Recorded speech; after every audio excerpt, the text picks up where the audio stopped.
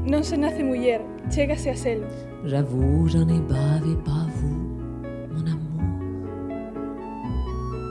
Avant d'avoir eu vent de vous, mon amour. Ne vous déplaise.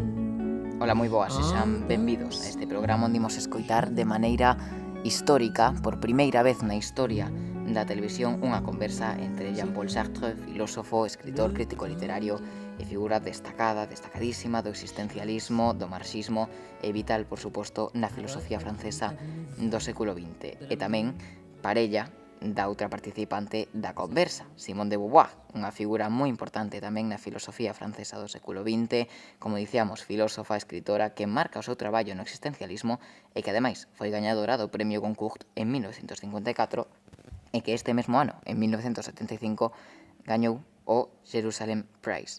O máis importante do traballo de Beauvoir é que se considera a nai do feminismo tras escribir en 1949 O segundo sexo, considerado a Biblia deste movimento e de ser ademais unha personaxe fundamental na legalización do aborto en Francia. Hoxe, neste programa, nesta conversa, imos escoitar palabras que serán escoitadas nos colexios dentro de moitos anos, que marcarán a historia e, por suposto, marcarán a educación. Por iso comezamos con esta entrevista no Café de Flers, onde damos a palabra a Sartre.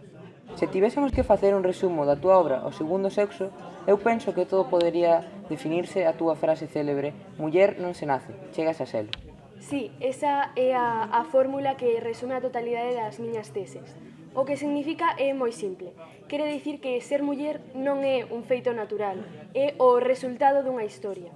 Non existe ningún instinto biolóxico nin psicolóxico que defina a muller como tal. É a historia que a construe. Primeiro, a historia dunha civilización que determina a súa situación actual.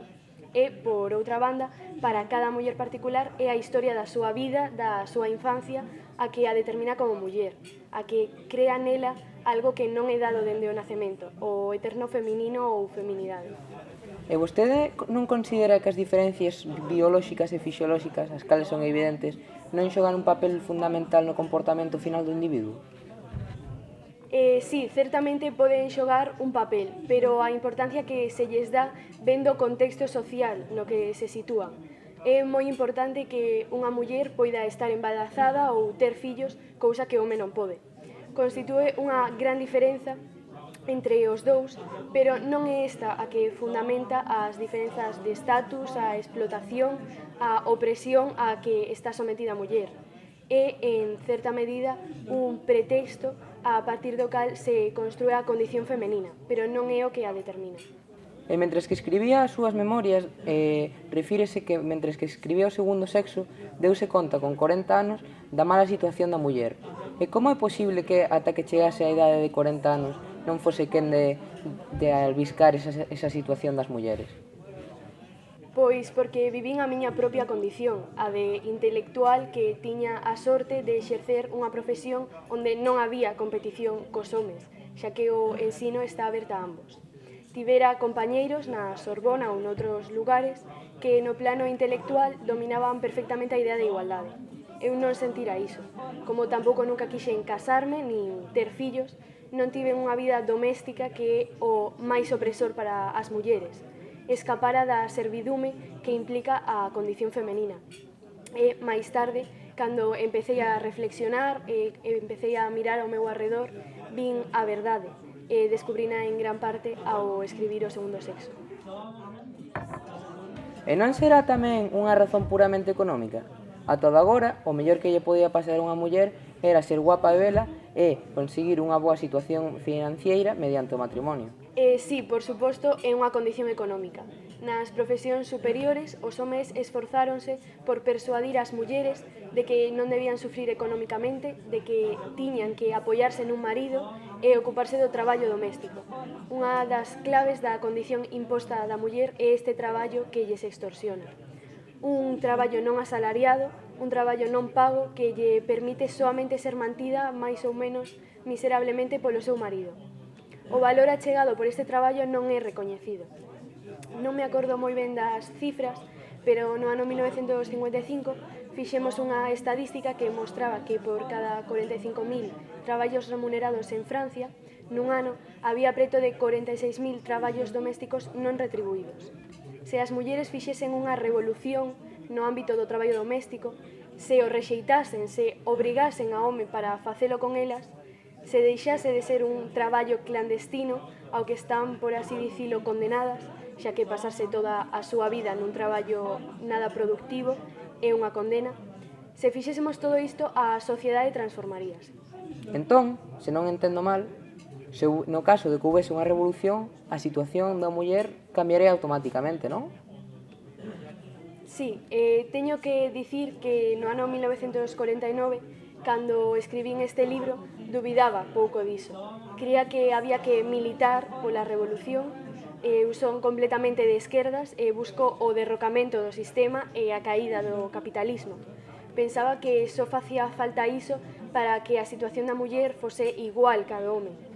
Despois deime conta de que me equivocaba. Nin na URSS, nin en Checoslovaquia, nin en ningún país socialista, nin nos partidos comunistas, nin nos sindicatos, nin sequera nos movimentos de vanguarda, o destino da muller é o mesmo que o do home. Isto é o que me convenceu para converterme en feminista e de maneira bastante militante. Comprendín que existe unha loita puramente feminista e a pelexa contra os valores patriarcais que non debemos confundir cos capitalistas. Para min, as dúas loitas han de ir xuntas. Parece imposible que o destino da muller cambie profundamente se o destino da sociedade non cambia profundamente en canto á loita de clases.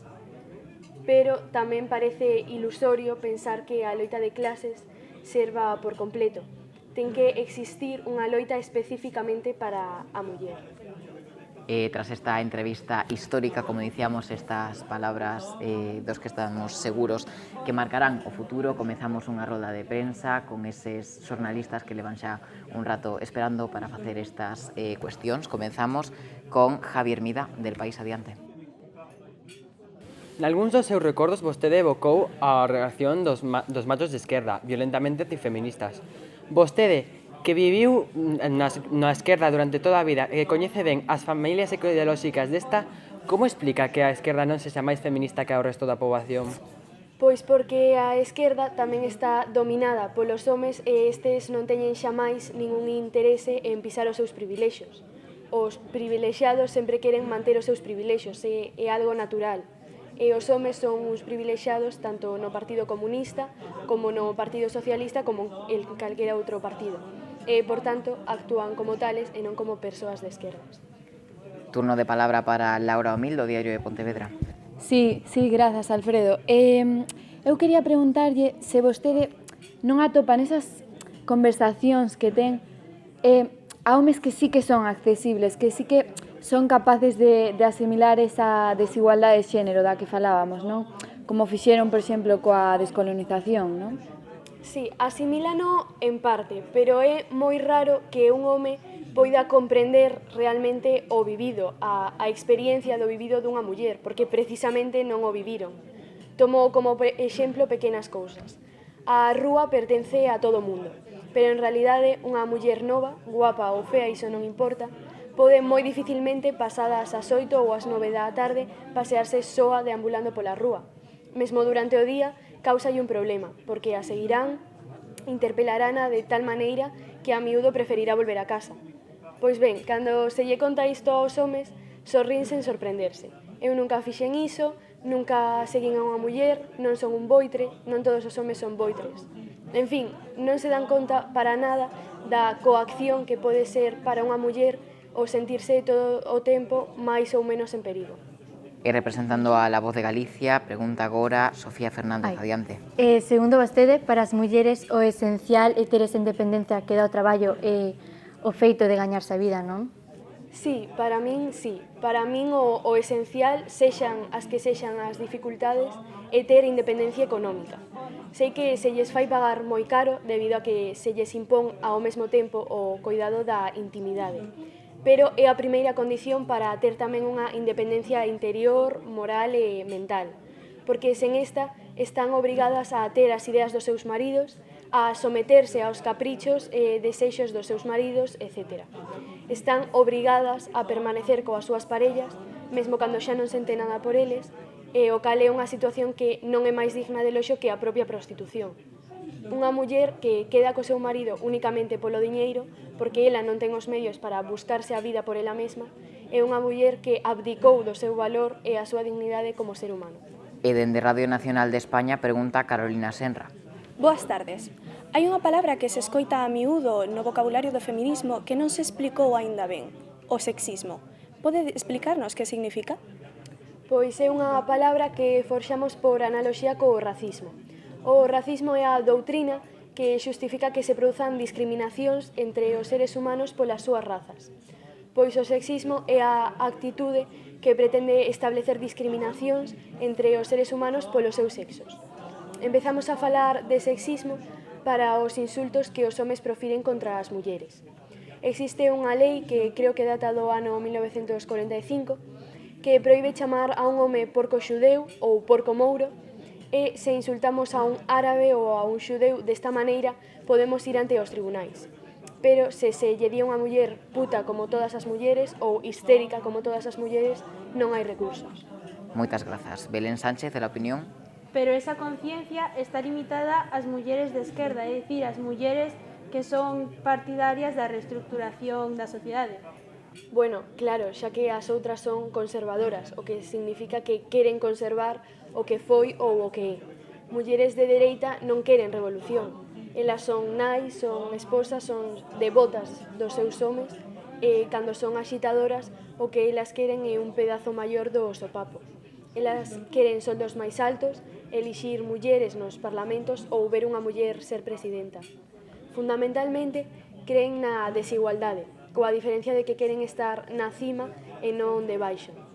Pero acomódanse ben ao sistema ou con pequenos cambios para acomodar mellor as súas reivindicacións. O capitalismo, certamente, pode darse o luxo de permitir ás mulleres servir ao exército ou entrar na policía. É moi intelixente o suficiente para deixar máis mulleres participar no goberno. O pseudosocialismo pode permitir que unha muller chegue a ser secretaria xeral do seu partido, por exemplo. Isto é unha pequena reforma social, como o seguro social ou as vacacións pagadas. A institucionalización das vacacións pagadas cambiou a desigualdade do capitalismo? Ou o dereito das mulleres de traballar en fábricas con salarios iguais ao dos homes cambiou os valores masculinos da sociedade checa? A resposta é non.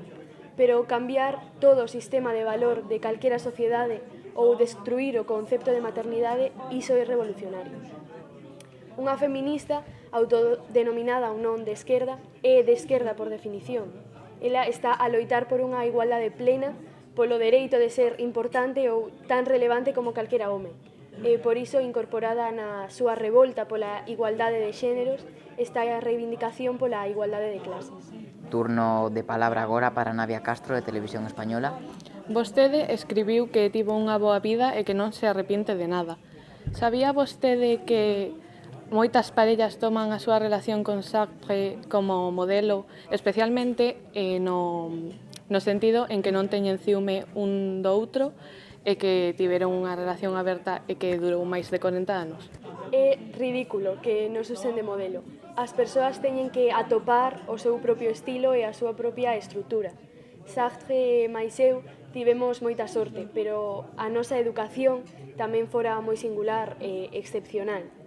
Coñecémonos cando éramos moi novos, el tiña 23 anos e eu 20, e aínda non rematáramos a universidade a pesar de que xa estábamos moldeados para ser intelectuais con motivacións semellantes. Para nós, a literatura substituíra a religión. A medida que a nosa relación se consolidaba, convencinme de que eu era insustituible na súa vida e el na miña. Estábamos totalmente seguros de que a nosa relación tamén era moi sólida, novamente predestinada, a pesar de que na época non nos tomábamos en serio esa palabra. Cando se confía tanto é fácil non sentir ciúmes, pero claro que se eu pensase que outra muller podía chegar a ocupar o mesmo lugar que eu na vida de Sartre, si tería ciúmes. E finalmente imos con Antonio Poceiro, que pregunta representando a La Vanguardia. Vostede é optimista? Pensa que os cambios polo que está a loitar realizaránse? A verdade non sei. De calquera forma, non durante a miña vida. Tal vez en 4 xeracións. Non sei respecto á revolución, pero os cambios polos cales as mulleres están a loitar, eses sí teño certeza de que a longo prazo as mulleres vencerán. Palabras que, como dicíamos, marcaron o futuro de Simone de Beauvoir, de Jean-Paul Sartre. Moitísimas grazas por estar hoxe connosco. Grazas tamén a estes xornalistas que participaron nesta rolda de prensa. Rematamos, concluímos xa este programa especial. Agardamos que lles gustará. Vémonos pronto.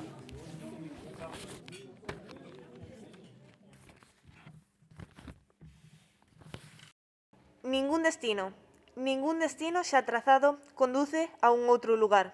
Non hai mecas, alternativas, espontáneas, diferentes. Ningures é o único lugar onde nacer muller. Mais, ningún mapa deixou de existir cando a travesía concluiu. Ningunha partitura desapareceu ao rematar a canción. Ningún silencio borrou inxurias antes pronunciadas. Ningún lector coñece, sequera, a metáfora final. Ningunha poeta sobrevive a que cale o derradeiro verso. Mentres a mordedura das túas pegadas, escama, monótona, a cortiza glacial, o presente baila ecosistemas ceibes, con música do fondo acuático. Mentres a túa linguaxe viperina intenta definir a miña esbaradía cute, un tombo de seres diversos danzan, sen corpo dentro de min. Mentres procuras os polos, un planeta enteiro acontece aquí. Non coa inercia do status quo, que tropeza, cego, no lodo da propia dipose e sementa cemiterios ao varar. Non asfixiando, expectantes ante o museo do seu onanismo impasible. Non cando agardamos quenda para perecer no limiar. Non sen negalo todo, a contracorrente. Non as amarras dos vosos faros. Nosas son as danzas dos curtocircuitos. Non precisamos salvavidas, sabemos como naufragar. Non queremos portos que nós non conquistamos. Pretendemos perdervos para nos atopar. Só a cara oculta do que pensas conforma o teu verdadeiro rostro. Só zoa o eco na furna da túa voz, fantasma da palabra. Son este ronsel de paxaros que o teu paso deixou nos agarimas. Soa a túa sombra recoñéceche. Só aquilo que non se percibe de ti define quen és.